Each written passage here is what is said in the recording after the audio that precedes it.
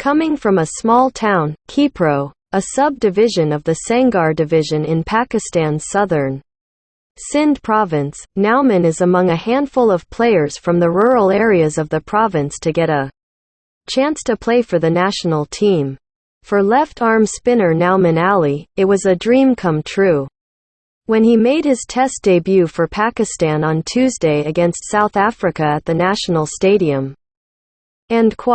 I was hopeful of getting a call-up after bowling well and taking wickets in the last 2 seasons of first-class cricket, the 34-year-old Nauman, who became the 4th oldest Test cricketer to debut for Pakistan, said in a virtual conference. Nauman finished with 2 wickets in the South African first innings total of 220 but impressed everyone with his disciplined line in length. It has been a long journey. I was born and studied in Khepro but moved to Hyderabad to pursue a career as a professional cricketer with my uncle, he said. Khepro is around 285 kilometers from Karachi, and Nauman said it had not been easy for him to move to a big city as he belonged to a modest background. My father works in the clerical staff of an oil factory in Hyderabad now, he said.